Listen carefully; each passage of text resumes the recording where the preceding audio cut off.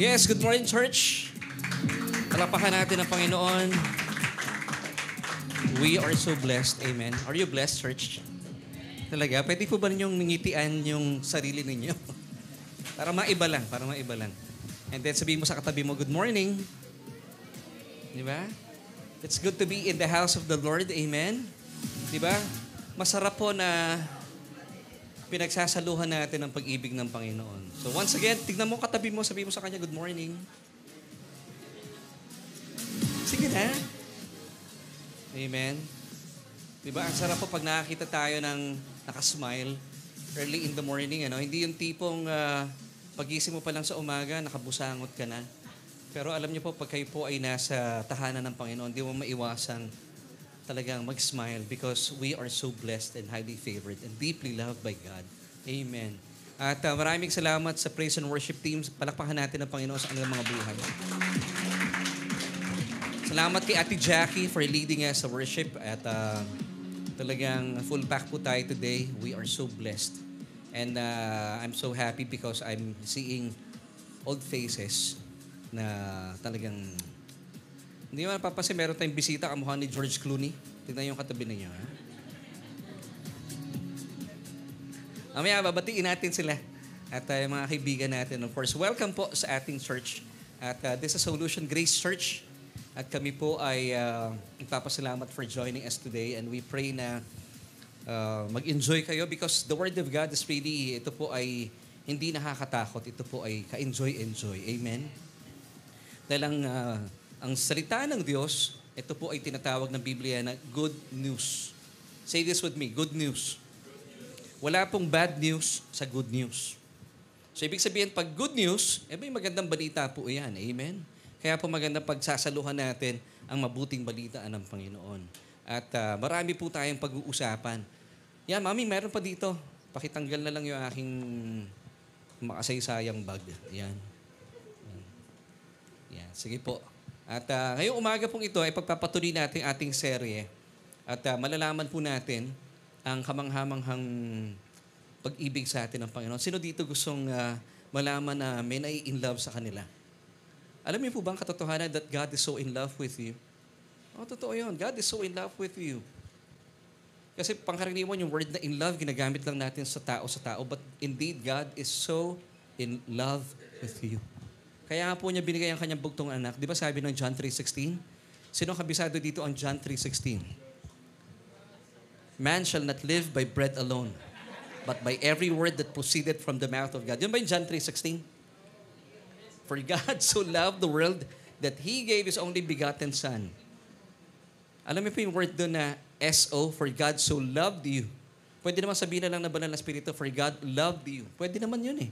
And that is true. Pero, hindi po hinayaan ng banal na Espiritu na gano'n lang ka-plain yung pagkakasulat ng John 3:16. Kaya po nilagay ng banal na Espiritu yung salita na may dalawang letra na S and O.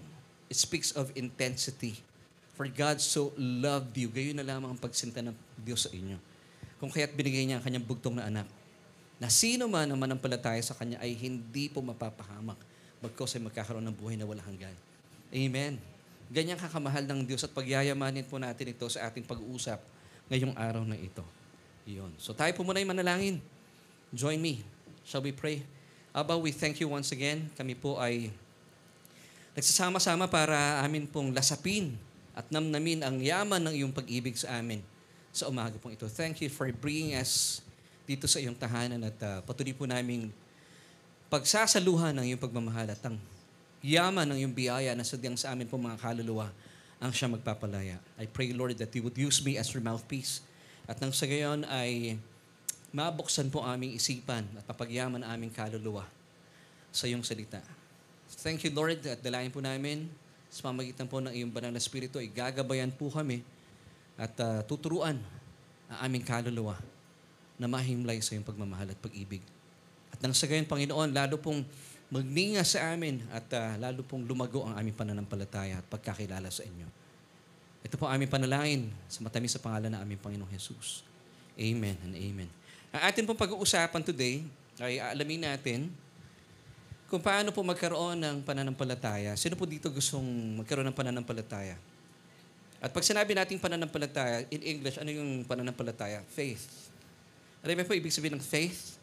Faith is having a good opinion about God, believing that He wants the best for you.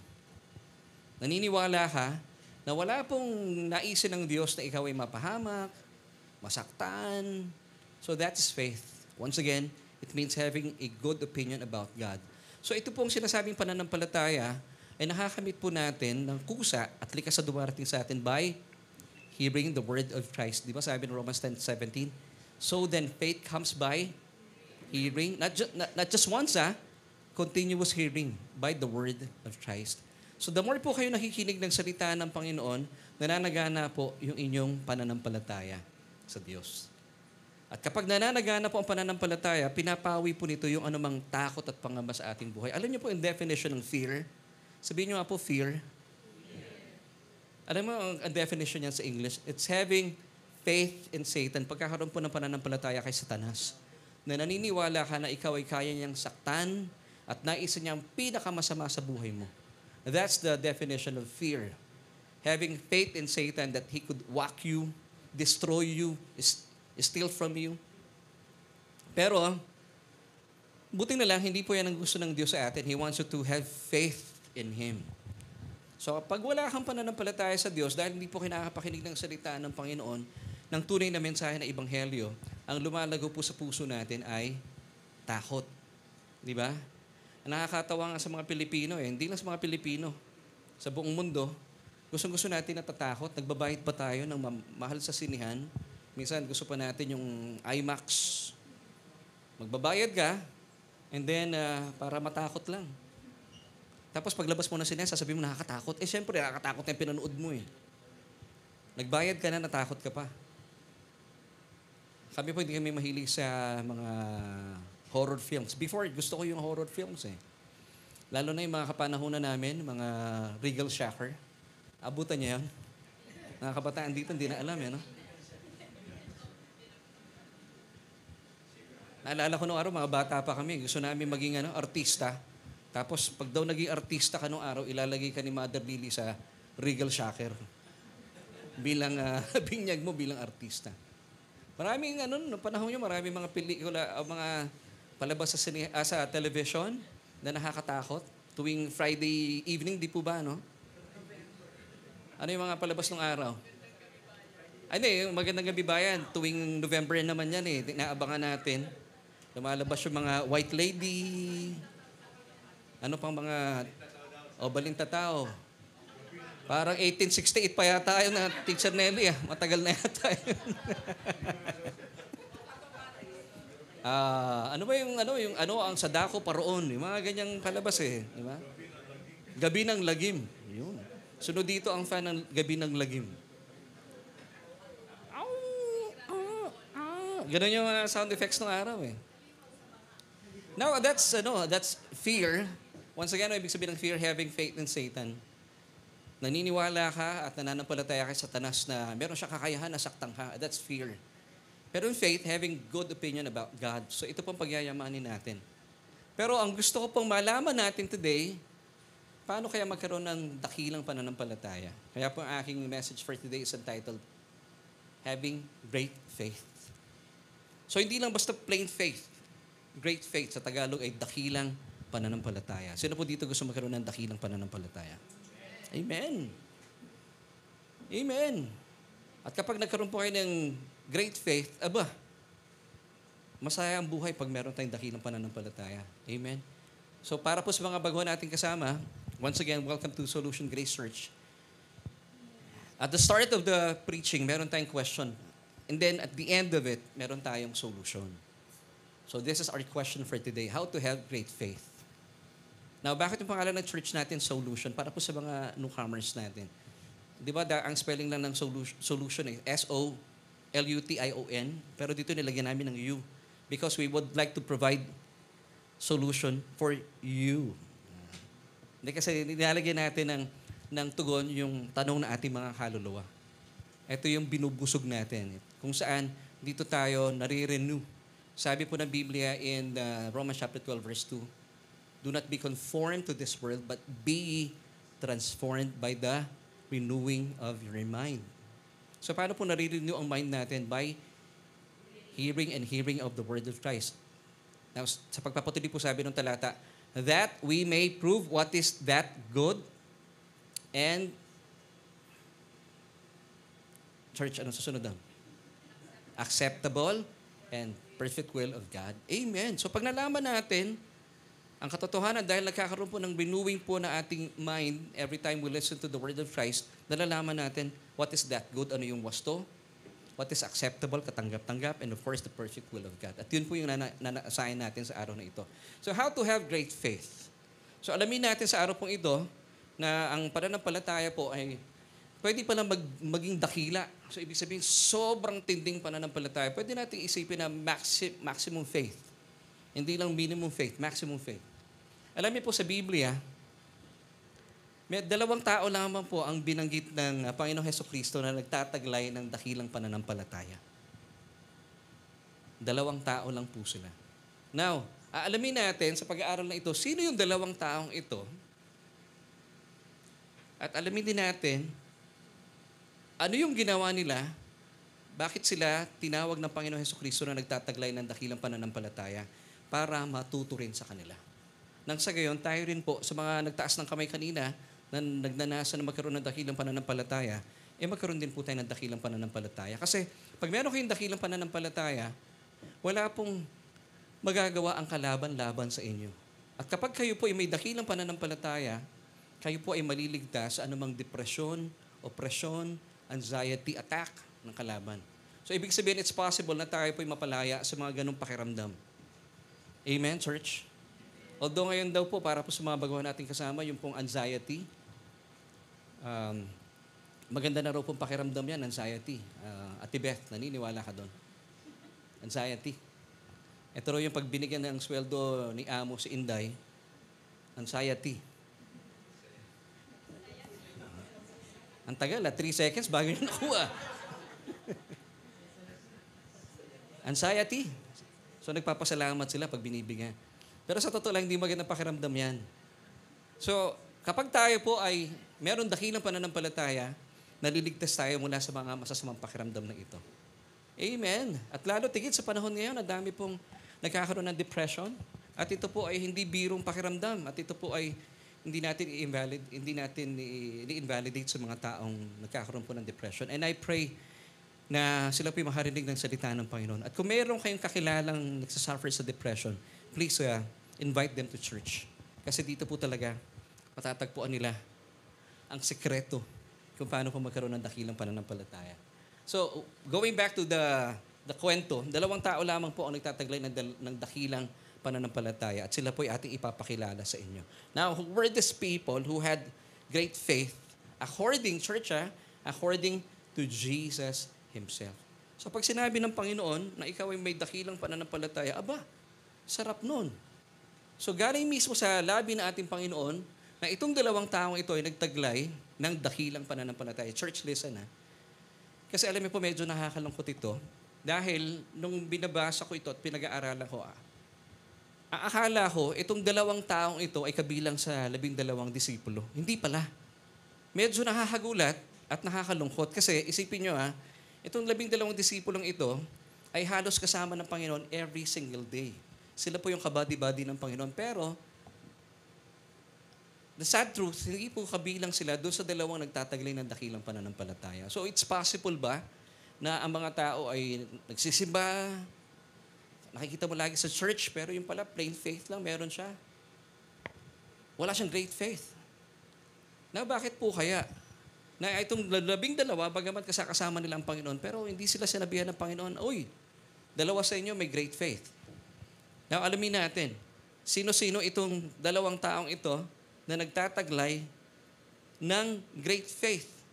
So, gusto niyo na po makilala sila? Isang lalaki at isang babae. Alamin natin, ha? Matthew chapter 8, verse 5. Let's start with this verse. Now, when Jesus had entered Capernaum, a centurion came to him, pleading with him. So, ito yung the first one that showed great faith, according to Jesus, was a Roman centurion. Sabihin niyo nga po, Roman centurion. So, Romano siya. Centurion, ibig sabihin, Maganda po yung kanyang belt. Hindi.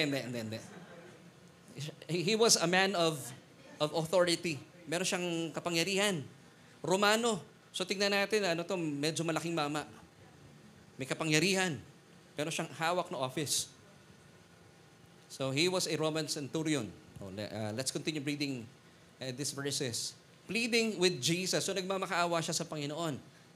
Verse 6 saying, Lord, my servant is lying at home, paralyzed, dreadfully tormented. Verse 7, and Jesus said to him, I will come and heal him. Now, this is a good revelation. Nung binabasa ko itong linggong ito, sabi ko, Lord, para po sa mga nanonood online, may mga sakit, Isipin nyo, pag kayo po nakikipag-converse with Jesus, this is already a prayer. Nagpipray na siya. And he was telling Jesus, meron po akong servant, may sakit, paralyzed, dreadfully tormented. So kinukwento pa lang nung centurion dito sa ating Panginoon Jesucristo. So kapag kayo po yung nagpipray sa Panginoon, Lord, meron akong masakit na nararamdaman or meron kayong kamag-anak, Lord, meron akong asawa, meron akong anak na may sakit. Alam niyo yung unang tugon ng Panginoon sa inyo?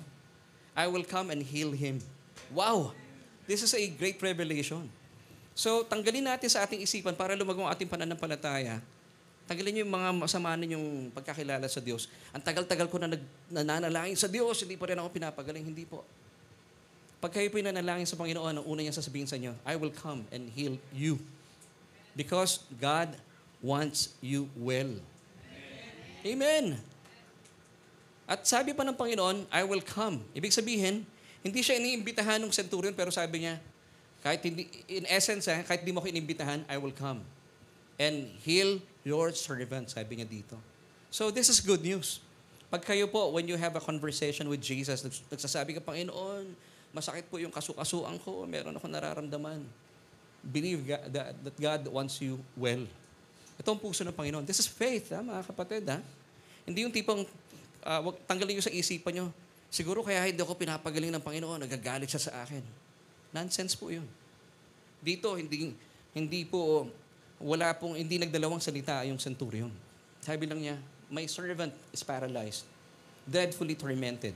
Sabi ni Jesus, wala pang invitation na, ano man, sabi niya, I will come and heal him. Ganon ang Panginoon natin. Amen? Now, ito po, sabi ng verse 8. Let's continue. The centurion answered and said, Lord, I am not worthy that it should come under my roof, but only speak a word and my servant will be healed. Now, nang binabasa ko ito, sabi ko, Panginoon, paano nasabi nung centurion, hindi mo na kailangan pumunta sa bahay ko, Panginoon, I'm not worthy that you should come under my roof, but you just have to speak a word and my servant will be healed. Bakit nasabi ito ni Jesus? Ni centurion kay Jesus? I believe, tingnan niyo po ito para po sabihin ng centurion ito, ang centurion, a man of authority, at mamaya mababasa natin, siya po ay taga-utos lang. So ibig sabihin, may mga free time itong centurion na ito, I suppose, no? Siguro pag free time niya, utos lang siya ng utos sa kanyang mga tauhan. Pag nabalitaan niya kung nasaan man si Jesus, nilalapitan niya. Makikinig. Inaalam niya. At nasaksihan niya, si Jesus, pag nagsasalita sa sino mang may sakit, gumagaling. And that's why, he came to a conclusion, Lord, no need for you to come to my house. Just have to speak a word. So para sabihin niya, ibig sabihin, nasaksihan niya yon na maraming pagkakataon. At kapag nagsalita ang Panginoon, it happens. Amen? Now, kanina po, nag-Santa Cena tayo. Ginamit ng Panginoon si Brother Joel. Sabi ni Brother Joel, kung bakit po natin kinakain yung tinapay. Ang significance po ng tinapay ay ang bugbog na katawan ng ating Panginoon sa krus ng Kalbaryo. So every time we receive or eat yung bread na yon, sabi ng talata sa Isaiah chapter 53, by His stripes you are healed. Amen. So paniwalaan natin yon, mga kapatid. Because He wants you well. Gusto niya, happy ka. Kinope lamang po ni Senator Enrile yung tagline na yon kay Jesus. O pwedeng narinig po ni Senator Enrile yon sa Garden of Eden, kila Eva at Adan. Kaya sabi ni Senator Enrile, gusto niya happy ka. Pero originally galing yon sa Panginoon. Kahit po ang SM nanggagaya lang kay Jesus, di ba? Jesus came to serve. Yun, ano sabi ng SM? Happy to serve. Because until today, Jesus is serving you. Wow. Naglilingkod po ang Panginoon sa atin, believe it or not. Now, huwag mo isipin na ikaw ay naglilingkod sa Panginoon. Kaya ka lang naglilingkod sa Panginoon because He first served you. And that's why we are serving Him.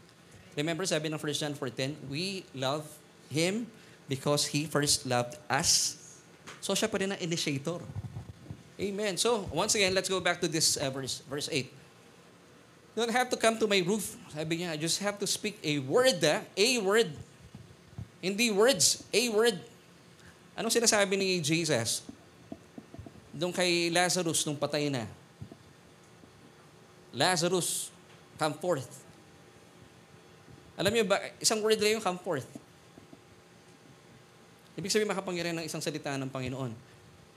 Nadali lang pa, so dalawa yung sinabi niya doon may Lazarus Opo, kinailangan niya sabihin yung Lazarus kasi kung walang pangalan yun, lahat ng patay lalabas. Di ba? Pero yung makapangyarihan salita doon, yung come forth. So dito, isang salita lang ng Panginoon.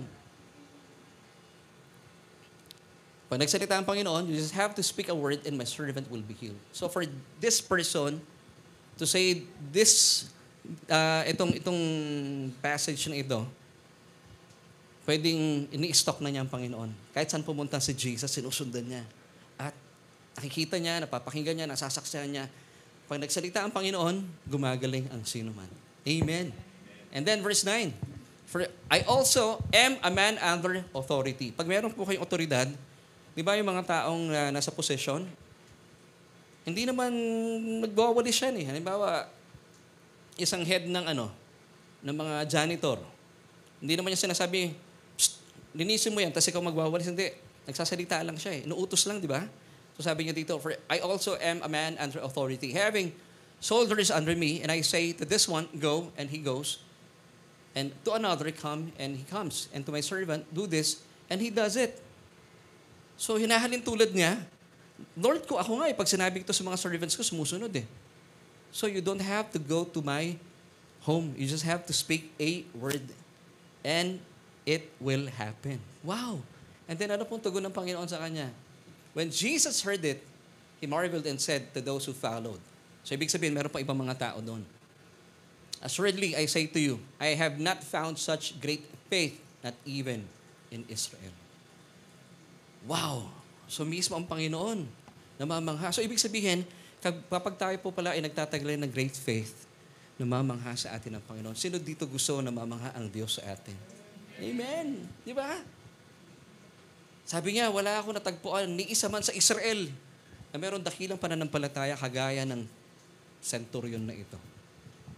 Anong sikreto ni centurion? Bakit meron siyang ganitong klase ng pananampalataya? So, this was the first man who showed great faith according to Jesus.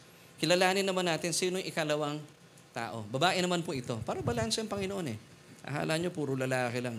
Meron din po mga babae na malalakas ang pananampalataya. Hindi lamang po ang mga babae, wag yung iniisip ng mga babae, malalakas lang magsalita.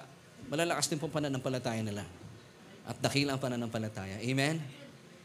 Kilalanin natin kung sino siya. Mark 7:24-26. From there, Jesus arose and went to the region of Tyre and Sidon. And he entered the house and wanted no one to know it. But he could not be hidden. For a woman whose young daughter had an unclean spirit heard about him, and she came and fell at his feet. So this woman came and fell at Jesus' feet. So siya po ay talagang nagmamakaawa sa Panginoon Hesukristo. The woman was a Greek, a Syrophoenician by birth. So ito pong ikalawang babae na nagtataglay ng dakilang pananampalataya or a great faith according to Jesus was a Greek, a Syrophoenician woman. So yung kanina, lalaki, Romano. Ngayon naman ay Greek, Syrophoenician woman. And she kept asking Jesus to cast the demon out of her daughter. But Jesus said to her, let the children be filled first, for it is not good to take the children's bread and throw it to the little dogs. Ang context po nito, mababasa natin mamaya sa ibang talata, yung cross-reference na ito. Ito po ay isang babae, a Greek Syrophoenician woman, na nagpapanggap siya na Hudyo. Kasi tinatawag niya si Jesus para siguro magpapansin siya. Son of David, ayon ng Panginoon na nagpapanggap ka, kaya hindi siya pinapansin. Well, basically, sa kwentong ito, sabi ng Panginoon Jesucristo, naparito ako para sa house of Israel, hindi para sa mga hentil. Pero sabi niya dito, kahit kung ano bang po yung kinakain ng mga Hudyo, kahit yung mga crumbs lang, yung mga buti lang ng tinapay, kakainin namin dahil naniniwala ako na may kapangyarihan yon. In context, yung pong gustong palabasin ng babaeng ito. Yung pong term dito, let's go back to verse 27. Yung little dogs dito ay termino for the Gentiles. Tayo po ito, mga hentil. Verse 28, and she answered and said to Jesus, yes, Lord, yet even the little dogs under the table eat from the children's crumbs. Wow. So kahit ano yung mga excess ng Israel ay may malaking epekto, dakilang epekto pa rin po ito sa amin bilang mga hentil. And then sabi ni Jesus in verse 29, for this saying, go your way. The demon has gone out of your daughter. Verse 30. And when she had come to her house, she found the demon gone out and her daughter lying on the bed. So, yun lang. Nawala na yung demon mula doon sa sinasapian niyang anak. Now, tingnan natin cross-reference ito. It's found in Matthew 15:28. Then, same ano po to cross-reference, ibig sabihin, same scenario. Then Jesus answered and said to the Syrophoenician woman, O woman, great is your faith. Let it be to you as you desire, and her daughter was healed from that very hour. So, nakilala na po natin, sino itong dalawang taong ito that showed great faith according to Jesus. So, the first one was the Roman centurion. Okay? Matthew 8 verse 5, nalaman natin na siya po ay Roman centurion, a man of authority. Matthew 8 verse 10, when Jesus heard it, he marveled and said to those who followed, assuredly I say to you, I have not found such great faith not even in Israel. So, ito pong Roman centurion na to, hindi po siya bahagi ng 12 disciples si Jesus. Nakakalungkot ng isipin. Hindi nakita ng Panginoong Jesucristo yung dalawang tao na nagtataglay ng dakilang pananampalataya sa kanyang mga disipulo. Alamin natin mamaya bakit. And then yung second person who showed great faith according to Jesus was the Syrophoenician woman. Yung isa ay Romano, itong isa ay Griego. Okay? Susundan niyo po ako, church. Mark 7:26, the woman was a Greek Syrophoenician by birth and she kept asking Jesus to cast the demon out of her daughter. Now, Matthew 15, verse 28 po tayo. Balik tayo din. Now, ano po kaya sa tingin ninyo ang pagkakatulad nitong dalawang itong mga taong binanggit natin? Kung bakit sila sinabihan ng great faith. Now, let's go back to Matthew 15:28 na kung saan ito po ay sinabi ng Panginoong Jesus sa babaeng Syrophoenician. Then Jesus answered and said to her, O woman, great is your faith. Hindi po sinabi ni Jesus na meron kang pananampalataya. Sabi niya, meron kang dakilang pananampalataya. So, ibang level po ito, church. Now, ako gusto ko nito. Meron tayong great faith. Now, once again, what is faith? Having a good opinion about God. Meron kang magandang paniniwala sa Diyos. Meron kang mainam na opinion sa Diyos. Na naniniwala ka that He is for you and He is not against you. That's faith. Believing that hindi siya galit sa'yo. Marami mananampalataya ngayon. Alam niyo po ba kung ba't ayaw sumasama sa church? Kasi meron silang bad opinion about God. Ayokong pumunta ng church.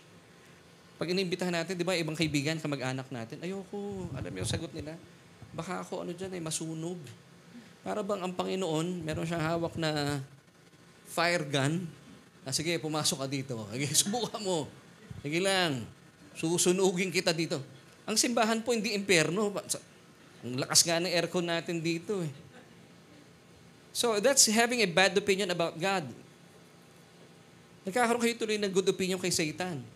Pero pag nandun kayo sa lugar na makamunduan, dito mas okay, mas malamig. Mali. Hindi po ba? So dito po kaya we invite you to come to church para naintindihan natin lalo ang Diyos. Sabi po ng 2 Peter chapter 1 verse 2, if I'm not mistaken, grace and peace be multiplied to you So yung grace at saka peace pwedeng managana through the knowledge of God and of Jesus Christ our Lord. So, every time you come to church, nakikinig ng tunay na mensahe ng Ebanghelyo, nakakapakinig ng mensahe ng mga tinapos na gawa ng ating Panginoon Jesucristo. Ano nangyayari? Nananagana po ang biyaya at kapayapaan. At kapag nananagana ang biyaya at kapayapaan, syempre, kaninsunod nun, nananagana rin po ang inyong pananampalataya na kung saan ang turing po dito ng Panginoon ay great faith. Sabihin nyo nga po, great faith. Great faith. Now, alamin natin, ano yung pagkakahalin tulad ng dalawang taong ito? What was the common denominator to the great faith? Now, tingnan po muna natin yung kaibahan nila bago natin puntahan ito. Tingnan natin, paano kaya magkatulad itong dalawang ito? Una, yung isa, lalaki. Yung isa, babae. Of course, obviously, hindi sila parehas. Yung isa, centurion. May posisyon sa gobyerno. Yung babae, marahil siya ay housewife. Hindi pa rin parehas, no? So, saan sila nagkakatulad?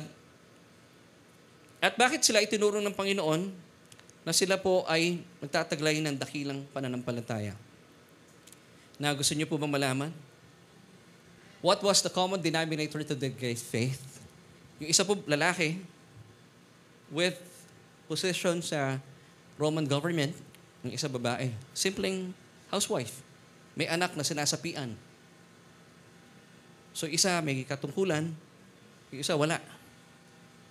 Lord, paano silang tinawag na at nagtataglay ng great faith? Alam mo yung sagot? They were both Gentiles. Ano naman kung sila yung Gentiles? They were not Jews. Oo nga. Magulo ka rin, pastor eh. Alam mo yung sagot dito, Revelation? Kung ba't sila nagtataglay ng great faith? Una, they were both Gentiles. Pag sinabing Gentile, hindi Hudyo. Okay? Siyempre, ang ganda na sagot. At pag sila po ay hindi Hudyo, sila ay Gentile. Oo nga naman, di ba? Now, since sila po ay Gentile at hindi sila Hudyo, this is the revelation. Wala silang kamuang-muang, wala silang alam, at wala silang pakialam sa kasunduan meron ng Diyos sa mga Hudyo. Ibig sabihin, since sila po ay mga hentil at hindi mga Hudyo, wala silang malay, wala silang alam, at wala silang pakialam sa lumang kasunduan ng kautusan. So para lubusan natin maintindihan, wala silang alam at pakialam sa 10 kautusan. Naalala nyo kanina sabi ni Jesus, I haven't found such great faith, not even in Israel. Bakit wala po sa mga disipulo niya ang sinabihan niya na nagtataglay ng dakilang pananampalataya? Because po yung mga disipulo niya ay mga Hudyo, at ang mga Hudyo po as young as 5 years old, alam na po nila ang Torah. Sila po'y pinalaki sa kautusan. Because the Jewish people, they were part of the old law-keeping covenant. Na kung saan, nandun po sa covenant na yon, that they have to fully and 100% obey the commandments of the Lord. Amen, church? Now, para po sa kabatiran ng mga nakikinig at nanonood, pag sinabi natin kautusan, hindi lamang po 10 kautusan. Ang kautusan po ay meron pang tinatawag na Levitical laws. Ano yung Levitical laws? Ilan yon? 603. Okay? Now, hindi lang po natatapos na meron pang 10 commandments. Ilan po ang 10 commandments? Isipin nyo. Di ba? Ang galing nyo. Bihira po nakakagawa yan. 10. So all in all, that's 613. So you have to fulfill everything. Sabi ng Biblia, for whoever shall keep the whole law and yet stumble in just one point, nagawa mo yung 612. O dito na lang tayo sa 10 commandments. Nagawa ko, Lord, yung 9 commandments, but you miss one, you are guilty of all. Sabi ng James chapter 2 verse 10. Ganong katindi po ang standard ng kautusan. Now, bakit po, sabi ni Jesus once again, wala siya natagpuan na nagtataglay ng dakilang pananampalataya, not even in Israel. Of course, kung hindi nga po niya natagpuan sa 12 disipulo, lalo tigit sa mga Pariseo at mga eskriba, because these people were experts of the law. Wow! So yun ang susi. For you to have great faith, alamin natin kung anong meron sa dalawang ito. Since Gentiles po sila, wala silang malay about the 10 Commandments. Ang alam lamang po nila at ang pakialam nila, dahil sila po, pag nabasa natin kanina, yung babae kaya siya lumapit sa Panginoon dahil nabalitaan niya, he heard about Jesus. So ibig sabihin, kung saan din pumunta ang Panginoon, sinusundan niya. At sila po ay patuloy na nakikinig ng salita ng Panginoon. So ang consciousness po ng dalawang ito, wala kami malay sa kautusan. Hindi nga kami kabilang dyan eh.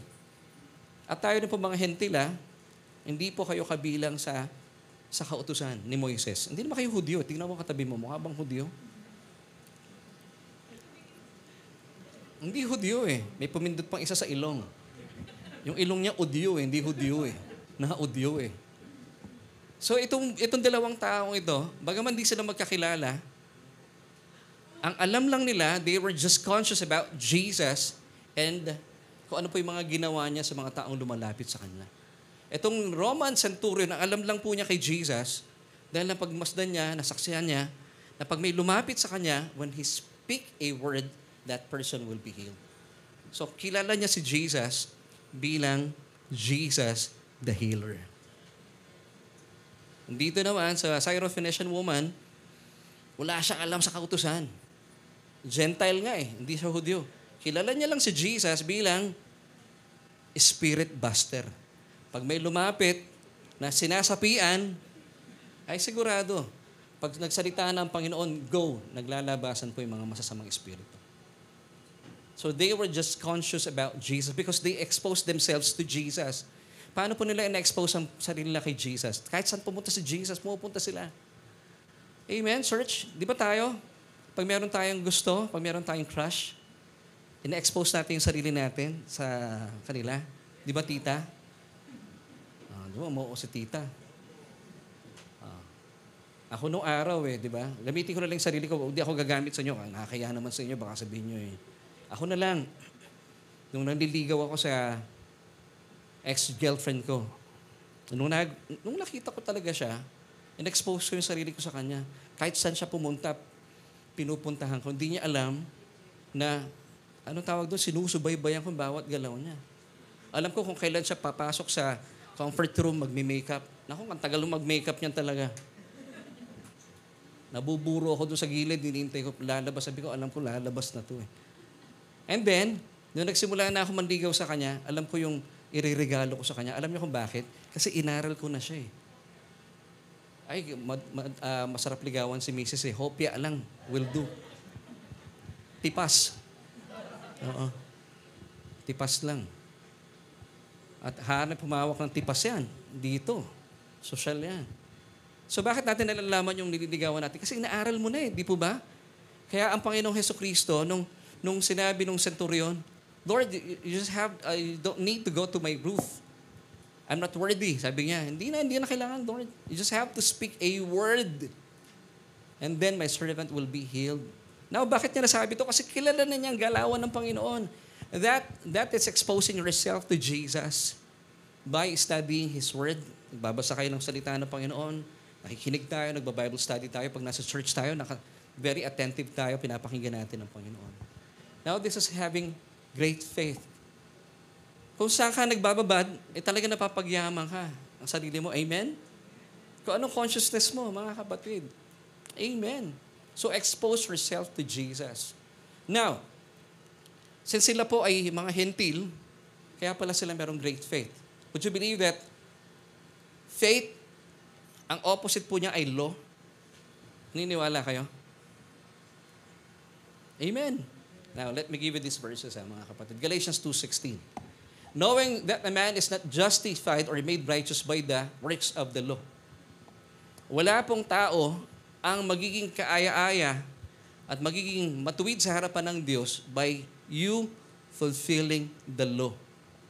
But by faith of Jesus Christ, even we have believed in Jesus Christ that we might be justified or made righteous by the faith of Christ and not by the works of the law.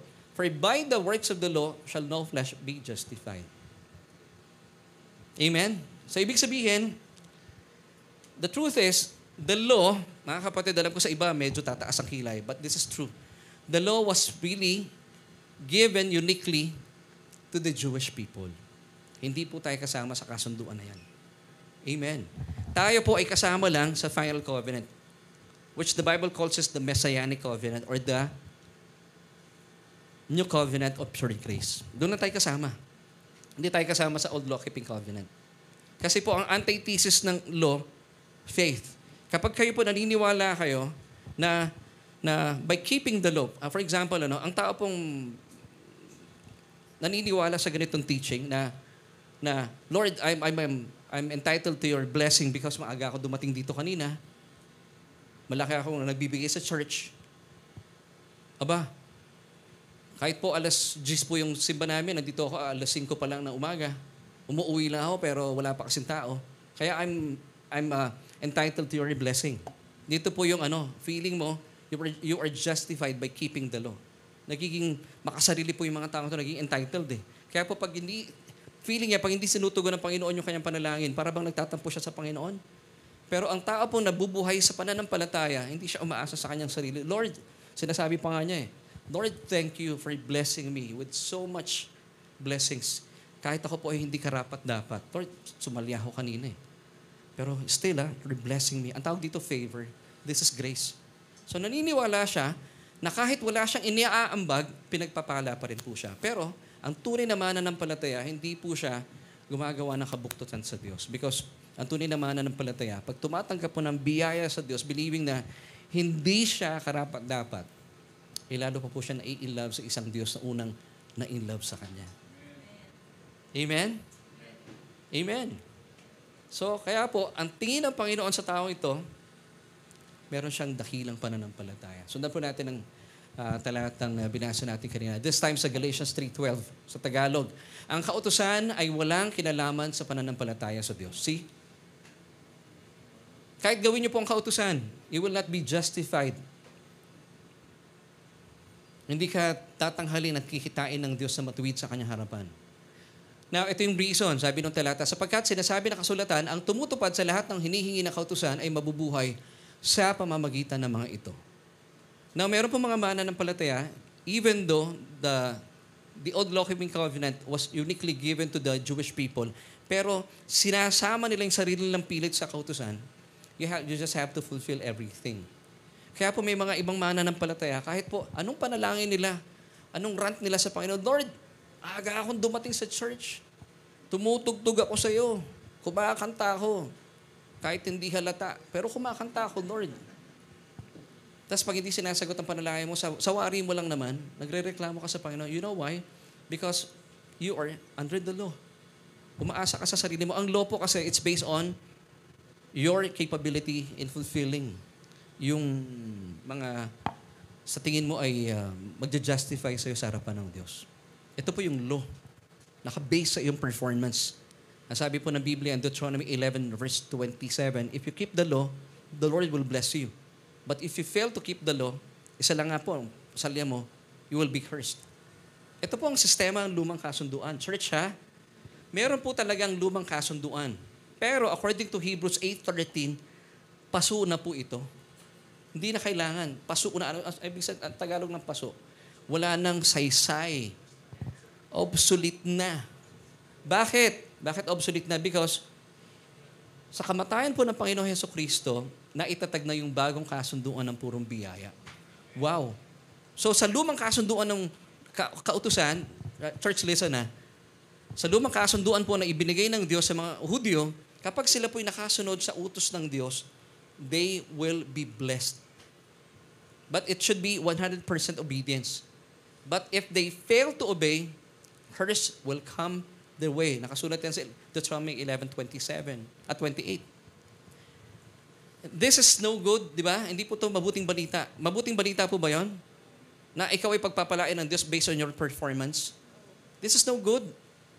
Pero buti na lang, ibinigay ng Diyos ang kanyang bugtong na anak. All you have to do, manampalataya sa kanya.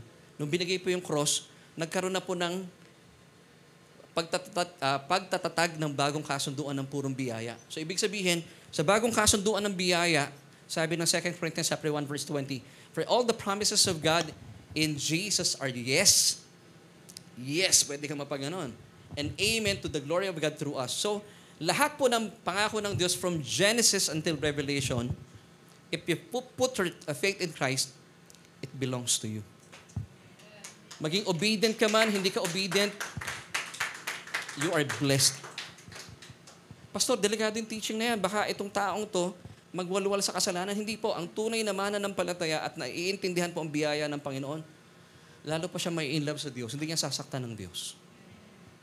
Halimbawa, meron po kayong asawa. Sino dito na ang may asawa? Sino dito ang matagal ng kasal? Gaya ni Ate Jackie. Diba? Niligta si Ate Maysa. Hindi ko alam bakit kaya niligta si Ate Maysa.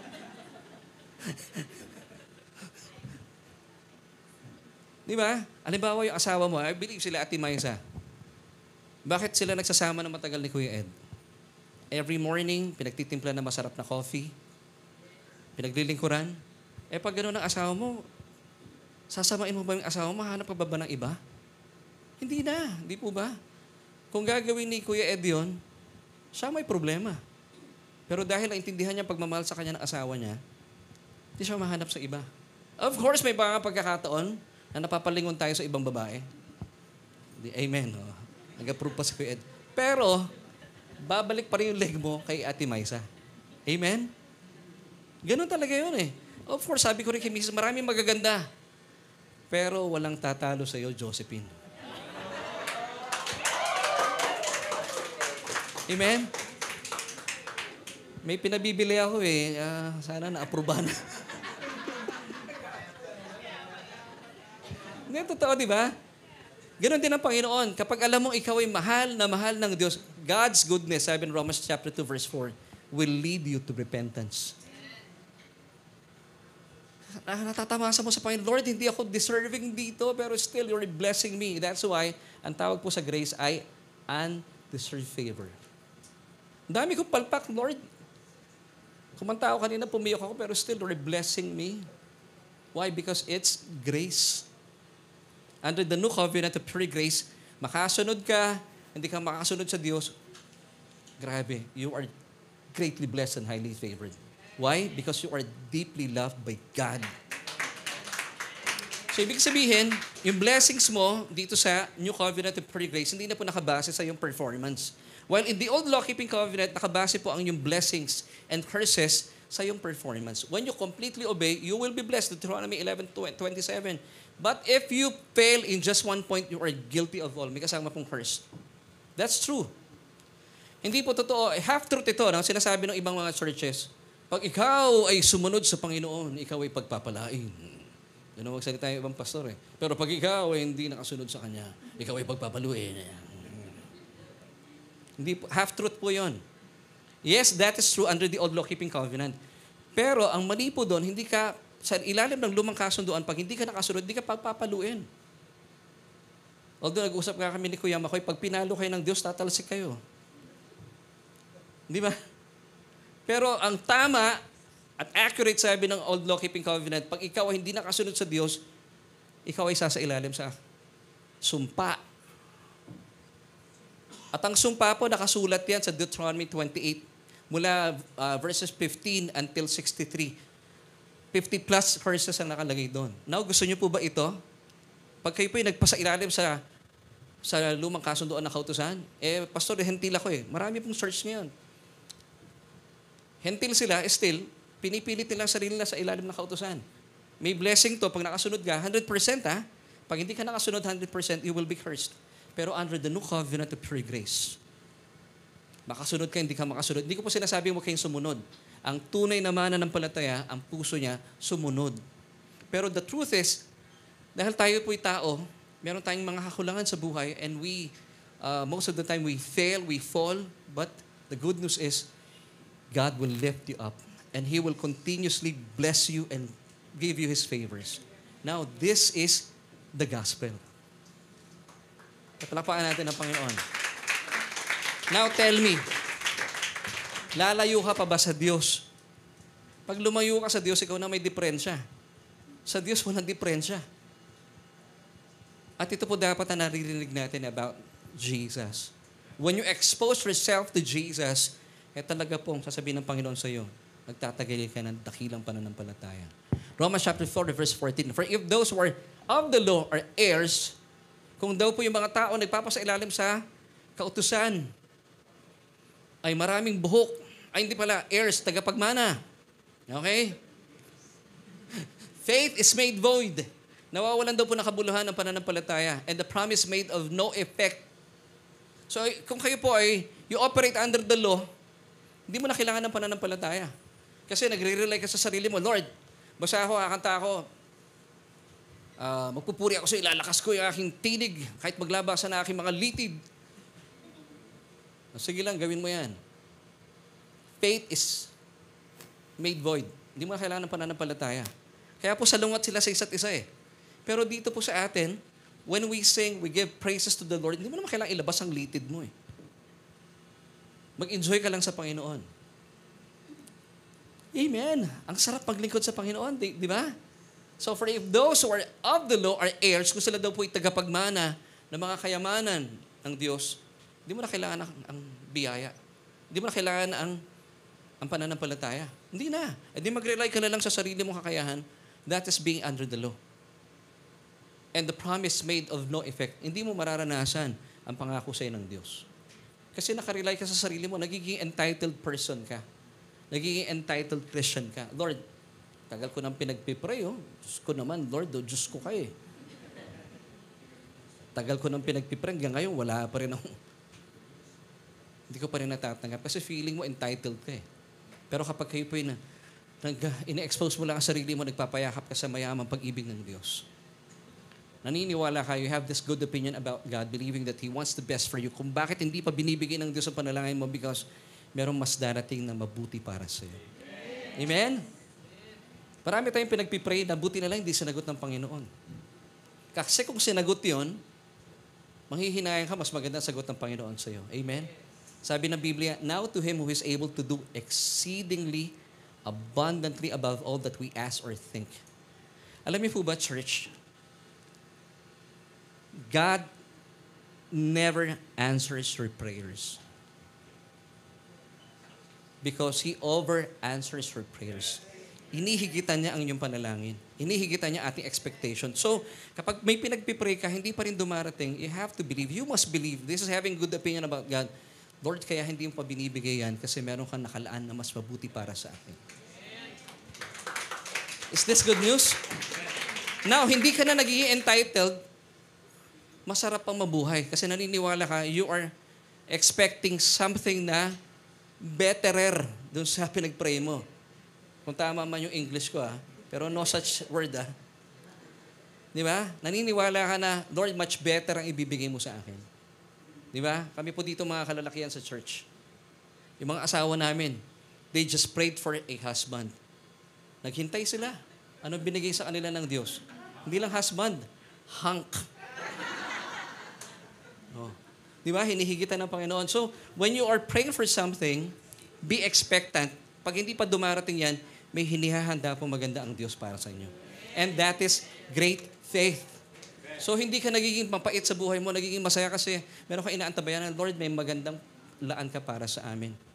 Kung nung tag-ulan, nabutas ang inyong bubungan, at least enjoy mo yung langit. Napapalapit ka sa Panginoon. Huwag ka malungkot. Merong nakaantabay na magandang pagpapala ang Diyos sa iyo. Amen, church? Di ba? Ang sarap. Mabuhay sa Panginoon. Mga taga-Roma 4:14. Sa Tagalog lang po ito. Kung ang pangako ay pinagkaloob lamang sa mga sumusunod sa kautusan, walang saysay ang pananampalataya ng tao at walang kabuluhan ng pangako ng Diyos. Kaya hindi po tayo nagpapasailalim sa lumang kasunduan ng kautusan. Tayo po ay nasa ilalim ng purong biyaya sa atin ng Diyos. Amen, church? So, balikan na po natin yung ating question. Dito na tayo sa ating question for today. How to have great faith. And this is our solution, church. Di ba sabi ko kanina, nagsisimula tayo sa isang question, and then, at the end, before we end sa preaching, we're giving you yung solution. Okay? So ito yung solution. How to have great faith. Gusto niyo po magkaroon ng great faith? Amen. Buti na lang mga Gentiles tayo. Amen? Now, this is our solution for today. Expose yourself to Jesus. The more you are conscious about Him, the more you are conscious about His love for you and what He's done for you at the cross, the more faith arises in your heart. This is great faith according to our Lord Jesus Christ. So, you just have to expose yourself to Jesus. Paano, Pastor? Attend po kayo ng church. Pakinggan po ninyo. Pag sinabing gospel, it's all about Jesus and His finished work on the cross. Hindi po ito tungkol sa motivational talk or inspirational message. Pag sinabing inspirational message, magbibigay lamang po yung tagapagsalita ng 7 keys on how to have great faith. 10 points in achieving great faith. Yun po yung mga motivational talk. Hindi po natin ginagawa dito sa church yun. We're giving you the gospel. Ano yung gospel, Pastor? It's all about, sabi ni Apostle Pablo in 1 Corinthians chapter 2, verse 2. It's all about Jesus and what He has accomplished at the cross. So umiikot ang usapan sa church, hindi po sa pastor, hindi sa inyo, kundi kay Jesus.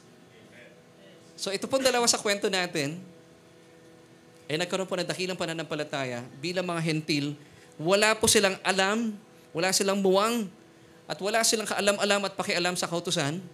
Ang alam lamang po nila, according to the Roman centurion, conscious lang siya kay Jesus being the healer. At kapag lumapit ka kay Jesus, hindi mo na siya kailangang imbitahan pa sa bahay. When He speak a word, yung servant niya ay gagaling. At nangyari po yun. Gayon din po yung babae na Syrophoenician. Greek. Wala siyang alam at pakialam sa kautusan because he was a Gentile. Greek nga eh. Alam lang niya that Jesus is a spirit buster. Sino man po na demonyo, kahit gaano pa karami yan, pero pag inutusan ng Panginoon, umaalis sa taong sinasapian niya. So yun lamang po yung consciousness nila. Sa atin pong panahon, ano man pong kinakaharap ninyo sa buhay, expose yourself to Jesus by believing that He wants the best for you. You know why? Because He loves you so much. Yun lamang pong bottom line. And kapag alam mo, mahal na mahal ka ng Diyos at hindi po siya galit sa iyo, bakit magagalit sa iyo ang Diyos? You know why? Anong reason? 2,000 years ago, ang galit po ng Diyos, ibinuntun na po niya sa kanyang bugtong na anak. Wala nang galit ang Diyos sa iyo. Bagkus ang gusto ng Diyos sa iyo, lasapin mo, ramdamin mo, angkinin mo ang kanyang dakilang pagmamahal. And by doing so, sa mata ng Diyos, sa mata ng ating Panginoon Jesucristo, you are showing great faith. Amen? So sino dito nagtataglan ng great faith? Tayo yon. Dahil nagpapayakap tayo sa mayamang pagmamahal ng Panginoon. Amen? So bago po tayo magtuloy-tuloy, gusto ko muna kausapin yung ating mga nanonood online. At sino rin po dito sa loob ng church. Kung kayo po yung first time, hindi ko na po kayo papalapitin dito sa ating pulpito. If you want to have a great faith, first of all, meron pong imbitasyon sa atin ng Diyos. You just have to receive or accept Jesus as your Lord and Savior. Yun lamang po yun.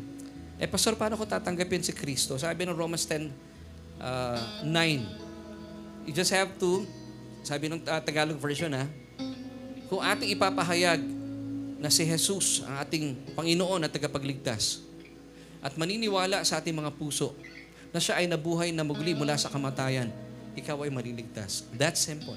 If you confess with your mouth the Lord Jesus Christ and believe in our hearts that He was raised from the dead, you shall be saved.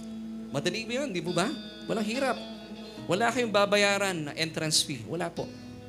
Just have to pray this prayer with me. Sino man po dito nanonood online and sino dito sa church ang gustong i-expose ang kanyang sarili sa Panginoon, i-accept po ang paanyaya ng Diyos na magkaroon ng relasyon kay Kristo. Please pray this prayer with me. Sabihin niyo po ito, nagmumula sa inyong mga puso. O Diyos, kinikilala ko aking sarili. Sadyang walang kakayahan. Hiwalay sa inyo. Kaya naman, sa oras pong ito, Jesus, tinatanggap kita bilang aking Panginoon at sariling tagapagligtas. Dahil naniniwala po ako na sa iyong kamatayan sa krus ng Kalbaryo, winakasan ang kasalanan ko. Salamat, O Diyos. Salamat, Ama, sa iyong kaloob na buhay na walang hanggan. At salamat din po na ako'y nakatitiyak na sa aking kaligtasan dahil ang aking pangalan ay nakasulat na sa buhay, aklat ng buhay.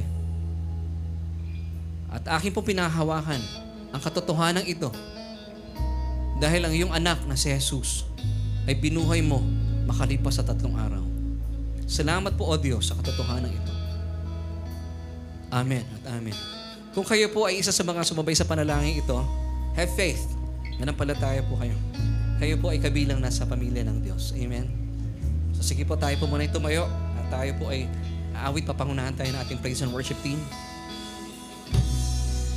At habang inaawit po natin itong awiting ito, tayo po ay magpuri sa Diyos, magpasalamat sa Kanyang kabutihan sa atin.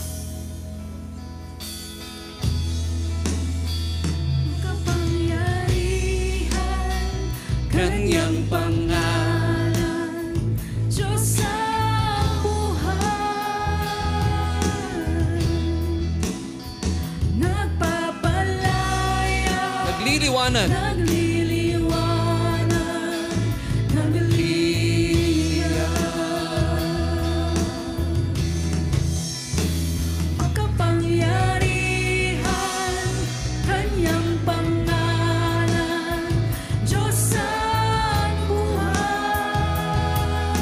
Papalaya, nagliliwanag, nagliliwanag, nagliliwanag. Alam niyo po mga kaibigan, mga kapatid sa Panginoon, yan po ang kagandahan kapag tayo po ay nagsasama-sama at patuloy po nating inaalam ang salita ng Panginoon. Na ang Kanyang salita po ay sadyang nagliliwanag. At kung atin pong iaakma sa ating sitwasyon sa kasalukuyan, ang ating mga napag-usapan, mga kapatid, I would like to invite you to believe this truth.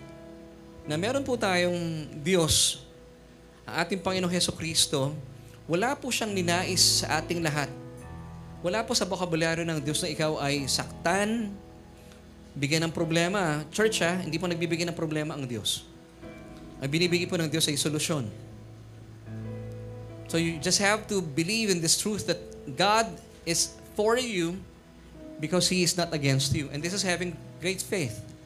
So kaya po tayo nag-aaral ng salita ng Panginoon para po magkaroon po ng tinatawag na repentance. Sa wikang Griego ay metanoia, change of mind. Kanina marahil nung pagpasok niyo po dito sa church, medyo nangingimi pa kayo. Sisimba ba ako o hindi? Kasi marahil meron ko iniisip sa Diyos na hindi naman ako kaaya-aya sa Diyos eh. Pero as you listen to the word of Christ, nagkakaroon po ng metanoia or repentance. Napapatunayan mo sa pakikinig mo ng salita at ito po ay pinagsaluhan natin ang mensahe ng Ebanghelyo, na-realize mo at napapatotohanan ng mga talata sa Biblia that God loves you so much at hindi po galit ang Diyos sa inyo. So I have this gesture na kapag tayo po ay magpipray po tayo ngayon, ilalapit mo sa Panginoon lahat ng iyong kahilingan, ng iyong kabigatan, na mamasdan mo ang Diyos at kikilalanin mo siya na hindi siya sa'yo disappointed. Hindi disappointed ang Diyos sa'yo. Hindi rin siya galit sa'yo. Because bilang mananampalataya, natutuwa siya sa'yo na ikaw ay lumalapit sa Kanya. And would you believe that God loves it when we ask something from Him? Actually, kahit po yung mga malalaking mga request, bigay mo sa Panginoon yan. Nakasanayan po kasi natin, church, no, na meron po mga nagtuturo sa ngayon, at ako po hindi po sang-ayon dito. Sinasabi ng iba pong mga tagapagturo, ibang mga sambahan, lumalapit ka lang naman sa Panginoon dahil nagsasabi ka lang, Panginoon eh. Dito po sa ating church, opo, tumatawag kayo sa Panginoon dahil sinasabi mo, Panginoon, pwede yun. Kanino ka hihingi? Pag hindi ka humingi sa Panginoon, hihingi ka sa kalaban ng Panginoon. Pag hindi ka humingi sa Panginoon, aasa ka sa sarili mo, mapapahamak ka. Bakit hindi natin gawin? Sabihin mo sa Panginoon, anong pangangailangan mo? Panginoon, Panginoon, ibigay mo sa Kanya, ilahad mo sa Kanya pangangailangan mo. And He loves it when you ask from Him. Sabi ng Biblia sa Santiago, You have not because you ask not. Kung bakit wala ka, hindi mo kasi hinihingi. Kasi pinaniwala tayo na relihiyon eh. Hindi pwede, lalapit lang ako sa Panginoon dahil Panginoon. Eh bakit hindi? Sabi ng Panginoon, ask anything in my name, and it shall be done to you according to your faith. Para mawala na po yung takot, mawala na po yung ating pagiging gahaman. Hindi kayo tumitingin sa ibang mga tao, sa mga kapitbahay mo, ba't siya, Lord, meron, ba't ako wala? Hindi, sabihin mo sa Panginoon. Basta alam niya makakabuti para sa inyo. At hindi ito magdadala sa inyong buhay para mapariwara kayo. Laan ng Diyos yan para sa iyo. Why? Bottom line, because He loves you so much. So magpipray tayo, church, and I'll be praying for you. Pero gusto ko po, lalapit tayo sa Diyos, gaya po ng centurion, gaya ng Syrophoenician woman, huwag kayong mangimi. Tatay mo siya eh. Anak ka niya. Para mawala na po itong agam-agam at yung ating takot sa buhay. Kung meron kayong kinatatakutan sa buhay, ang inyong kabuhayan, sabihin mo sa Panginoon, ibulalas mo ang puso mo sa Kanya. Sabi ng Biblia, casting all your cares upon Jesus. Why? Because He cares for you. So lalapit tayo sa Panginoon believing that He already provided all of your need because He loves you so much. Amen? And He cares for you so much. So pwede nating itaas sa ating mga kamay anuman pong gusto niyong gawin. Basta ang gusto ko lang po at request ko lang, maniwala po kayo that God is for you because He loves you so much. Amen? So let's pray. Pwede nating iganyan na ating mga kamay anuman pong kabigatan. Sabihin natin, Lord, I'm casting all my cares upon you, believing that you care for me. Come on, church. O Diyos, maraming salamat po. Nakikita mo ang kamay na aming mga kapatiran. Salamat, Panginoon. Dahil posible pa lang magkaroon kami ng dakilang pananampalataya. Gaya po na tinuro mo sa amin sa pamamagitan ng 2 tauhan sa Biblia. Ang Romanong centurion at ang babaeng Griego na kung saan they just expose themselves to you, Lord. At ganoon din po ang gusto namin mangyari sa aming mga buhay. Lord, we're exposing ourselves to you. Ina-expose po namin ang aming kaluluwa sa iyong mga kamanghamanghang ginagawa at ginawa sa krus ng Kalbaryo. At dahil po sa mga katotohanan ito, naniniwala po kami. And I declare, Lord, dito sa aming church at sa mga nanonood online, na maniniwala po sila na sila po ay mahal na mahal mo. And you want what's best for us. Salamat po, O Diyos. Church, buksan po natin ating mga labi. Ano man po mga kabigatan na meron kayo. Takot, pangamba, ibigay natin sa Panginoon. Casting all your cares upon Jesus because He cares for you. O Diyos, naririnig mo ang tinig ng puso na nananalangin sa oras na ito, aming mga kapatiran. Salamat po dahil meron kami isang Diyos na nagnanasa na ibigay namin ang aming mga kabigatan sa inyo because you love us so much. Napapakinggan mo ang mga daing ng kanilang mga puso. Salamat, O Diyos. Ngayon pa lang, nagpapasalamat na kami sa mga tugon at mga solusyon na laan mo sa amin. Kaya naman naniniwala po kami na naisin mo ang pinakamabuti para sa amin. At dahil dito, O Diyos, napapagyaman ang aming pananampalataya. Ginagawa mong dakila ang aming pananampalataya. Dahil meron kaming dakilang Diyos, dakilang Ama na nagmamahal sa amin. Church, received ang mga solusyon at mga answers sa inyong mga panalangin. Lord, inaangkin po namin ang katotohanan ito because you love us so much. Thank you, Lord, for the breakthrough and even, Lord, sa mga financial freedoms na meron kami. At bawat isa po dito sa aming church, hindi lang pinagpala mo sa aming mga kaluluwa and even, Lord, sa aming mga finances, Lord. Hindi lamang po sa aming finances, even, Lord, sa aming mga katawan. Kami po ay physically healthy. In Jesus' name we claim. Because, Lord, you love us so much and you want what's best for us. We thank you, Lord Jesus. Ano man pong problema, Panginoon, thank you for giving us the solution. It's Jesus Himself. Church, angkinin po natin ito with confidence, and this is having great faith. And all of these things, Lord, we claim in Jesus' name. Amen and amen. Stay blessed, church. Kita-kita po tayo next Sunday. Amen and amen. Are you blessed, church?